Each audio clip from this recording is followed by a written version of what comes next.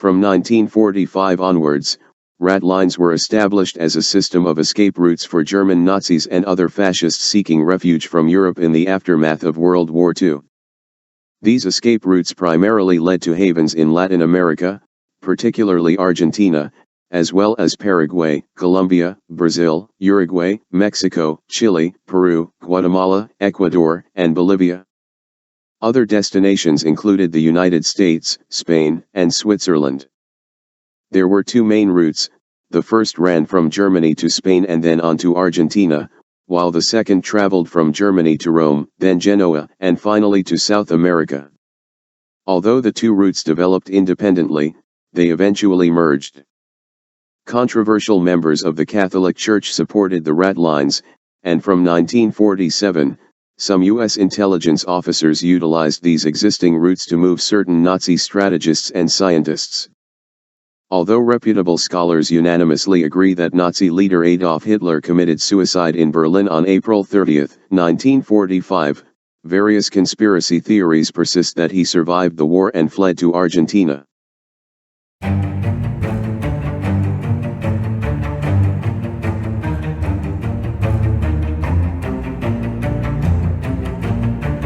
The origins of the first ratlines can be traced back to various developments in Vatican-Argentine relations before and during World War II.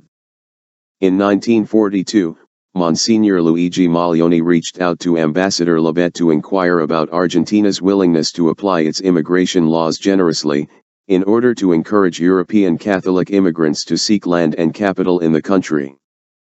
Following this, a German priest named Anton Weber, who led the Society of Saint Raphael in Rome, traveled to Portugal and Argentina to lay the groundwork for future Catholic immigration, which later became a route that fascist exiles would exploit. According to historian Michael Feuer, this was the innocent origin of what would become the Vatican ratline. Although the exodus was planned within the Vatican, Spain, not Rome, was the first center of ratline activity that facilitated the escape of Nazi fascists. The primary organizers were Charles Lescat, a French member of Action Française, and Pierre Day, a Belgian with contacts in the Spanish government. They were the first to flee Europe with the help of Argentine Cardinal Antonio Caggiano. By 1946, hundreds of war criminals were in Spain, along with thousands of former Nazis and fascists. However, according to then U.S. Secretary of State James F. Burns, the Vatican's cooperation in turning over these asylum seekers was negligible. Feuer suggests that Pius XII preferred to see fascist war criminals on ships sailing to the New World, rather than see them in POW camps in zonal Germany. Unlike the Vatican emigration operation in Italy, which centered on Vatican City, the ratlines of Spain, although fostered by the Vatican, were relatively independent of the hierarchy of the Vatican Emigration Bureau. Alois Hudal, an Austrian Catholic bishop with sympathies for the Nazis, served as the rector of the Pontificio Istituto Teutonico Santa Maria dell'Anima in Rome, a seminary for Austrian and German priests, and was also known as the spiritual director of the German people resident in Italy. After the end of World War II in Italy, Hudal began ministering to German-speaking prisoners of war and internees held in camps throughout Italy. In December 1944, the Vatican Secretariat of State granted permission to appoint a representative to visit German-speaking internees, and Hudal was assigned to this task. Using this position, Hudal aided in the escape of Nazi war criminals, including Franz Stangl, commanding officer of Treblinka, Gustav Wagner, commanding officer of Sobibor, Alois Brunner. Responsible for the Drancy internment camp near Paris and in charge of deportations in Slovakia to German concentration camps, Erich Priek, who was responsible for the Ardeten massacre, and Adolf Eichmann. Some of these wanted men were being held in internment camps without identity papers and were enrolled in camp registers under false names, while others hid in Italy and sought out Hudal due to his role in facilitating escapes. Hudal was unashamedly open about his assistance to these war criminals and expressed gratitude to God for allowing him to visit and comfort victims in prisons and concentration camps and to help them escape with false identity papers. In his memoirs, he stated that he felt duty-bound to devote his charitable work mainly to former National Socialists and Fascists after World War II, as he believed the Allies' war against Germany was not a crusade but rather a fight between economic complexes. According to Mark Ahrens and John Loftus in their book Unholy Trinity, Hudal was the first Catholic priest to establish escape routes and provided Nazi fugitives with false papers, including identity documents issued by the Vatican Refugee Organization. These papers were the first stop in a paper trail that could be used to obtain a displaced person passport from the International Committee of the Red Cross, which in turn could be used to apply for visas. Hudal also used his position as a bishop to request papers from the ICRC made out according to his specifications. Serini sources revealed an active illicit trade in stolen and forged ICRC papers in Rome at the time. Declassified U.S. intelligence reports indicate that Hudal was not the only priest helping Nazi escapees at the time, and that other priests, such as Father Joseph Gallove, were also involved in providing false documents. Gallove ran a Vatican-sponsored charity for Hungarian refugees and wrote a letter to his personal contact in the ICRC requesting passports for 2 bogus Hungarian refugees without asking any questions. According to Ahrens and Loftus, Hudal's private operation was relatively small compared to the major Roman ratline that came later. This network was led by a group of influential Croatian priests from the Franciscan order, with Father Krunoslav Draganovich at the helm. They operated a highly sophisticated chain with headquarters at the San Girolamo degli Illirici Seminary College in Rome, which had links from Austria to the final embarkation point at the port of Genoa. Initially, the ratline focused on aiding members of the Croatian Ustasha, including its leader Ante Pavlich. The priests involved in the chain included Franciscan Vilim Siselja, Franciscan Dragutin Camber, Franciscan Dominik Mandic, and Monsignor Carlo Petronovich. Vilim would make contact with those hiding in Austria and help them cross the border to Italy, while Camber, Mandic, and Draganovich found them lodgings and arranged documentation.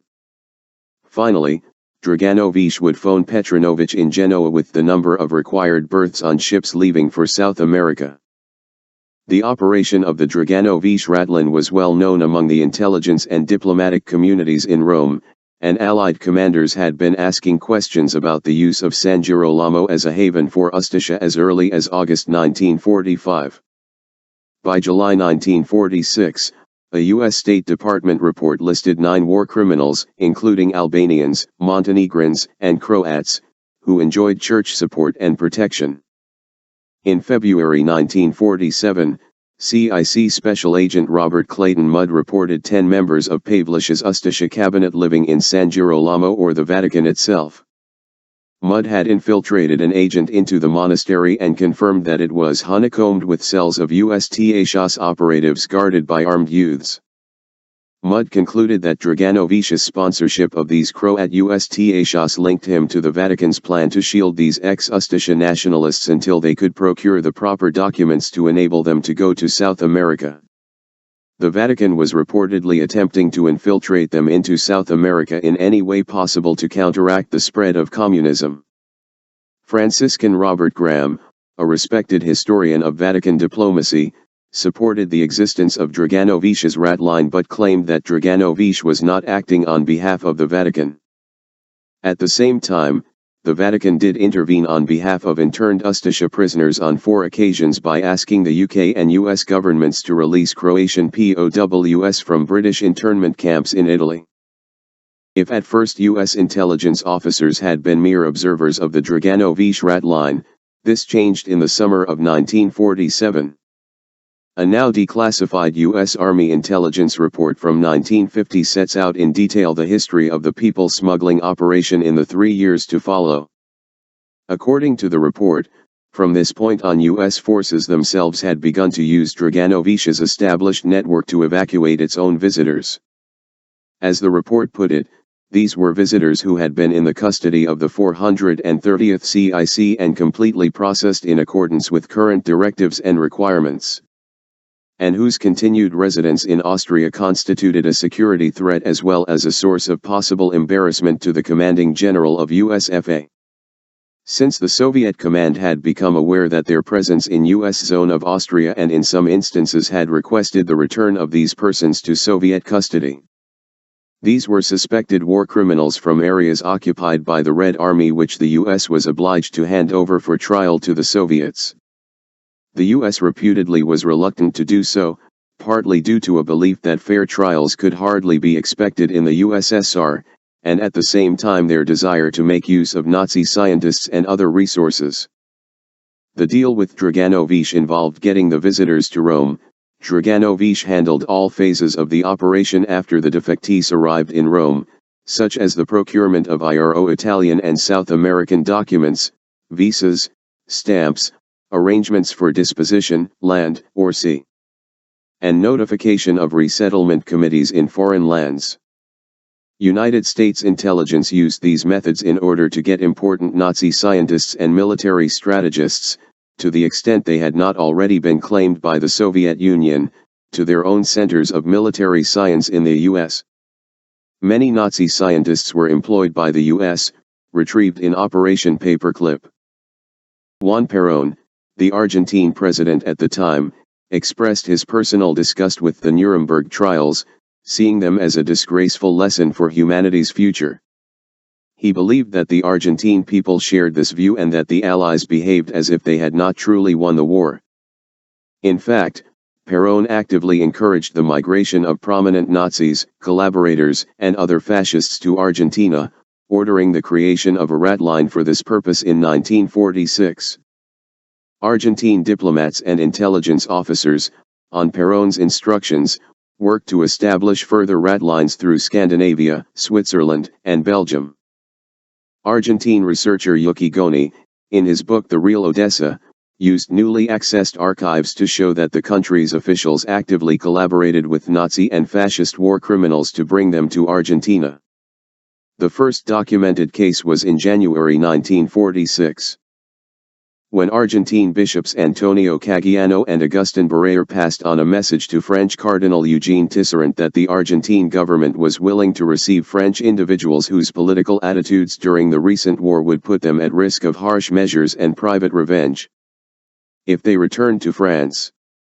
This led to a number of French war criminals and Vichy officials receiving passports from the Rome ICRC office and then Argentine tourist visas, allowing them to make their way to Argentina. Peron's new government in February 1946 appointed anthropologist Santiago Peralta as immigration commissioner and former Ribbentrop agent Ludwig Freud as his intelligence chief. According to Goni, they set up a rescue team of Secret Service agents and immigration advisors, many of whom were themselves European war criminals, with Argentine citizenship and employment. In 2014, over 700 FBI documents were declassified, revealing that the U.S. government had investigated reports of Adolf Hitler's possible escape from Germany to Argentina via Spain after World War II. The documents also mentioned the existence of ratlines used to smuggle Nazis and other fascists to Argentina. Some leads purported that Hitler had not committed suicide in Berlin but had fled Germany in 1945. Additional CIA documents contain reported sightings and a photograph of a man alleged to be Hitler in 1954. However, the investigation was ultimately dropped due to the remote possibility of establishing anything concrete. Starting in 1944, a network of Finnish Nazis and extreme right-wing individuals was established in Finland by Sturmbannführer Alaric Bross. Originally intended to engage in armed conflict against a potential Soviet occupation, the network instead focused on smuggling individuals out of Finland to Germany and Sweden. A safe house network was established in Finland, with a cover company called the Great Fishing Cooperative.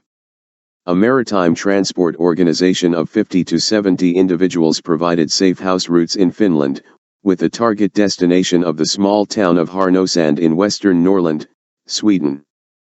From Finland, the ships were taken to secret loading bays around the city, where the organization's members were ready to assist those seeking to leave the country. Some individuals were smuggled out of Finland via the Tornio River, while others gained access to Europe through the Swedish Safe House network. The resistance movement transported a range of individuals, including Finnish Nazis and fascists, officers and intelligence personnel, Estonian and East Karelian refugees, and German citizens. In total, hundreds of people were assisted in Sweden, including over 100 German prisoners of war who had fled from Finland.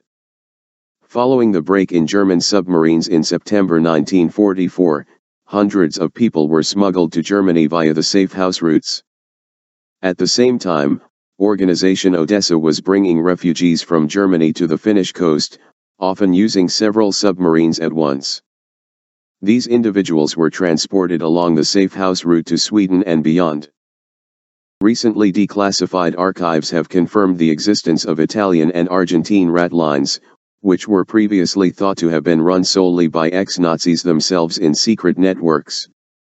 However, the work of Ahrens and Loftus, as well as Jukka Goni in 2002, has shed light on these previously unknown networks. One of the most well-known networks is Odessa, organization of former SS members, founded in 1946 by SS Obersturmbannführer Otto Skorzeny and Sturmbannführer Alfred Nojax, with Rodolfo Freude in Argentina. Odessa facilitated the escape of Nazi war criminals, such as Alois Brunner, former commandant of Drancy internment camp near Paris, who escaped to Rome and then Syria. Paul Manning reports that over 10,000 former German military personnel made it to South America via Odessa and Deutsche Hilfsverein escape routes. Simon Wiesenthal, who advised on the novel and film The Odessa File, names other Nazi escape organizations such as Spinna, Spider, and Sechsgestern, Constellation of Six, which he describes as Nazi cells based in areas of Austria where many Nazis had retreated and gone to ground. Wiesenthal claims that Odessa network shepherded escapees to the Catholic ratlines in Rome, or through a second route through France and into Francoist Spain. The Gehlen organization, which employed many former Nazi Party members, supported Odessa and was headed by Reinhard Gehlen, a former German army intelligence officer employed post-war by the CIA. The Gehlen organization later became the nucleus of the BND German intelligence agency, directed by Reinhard Gehlen from its creation in 1956 until 1968.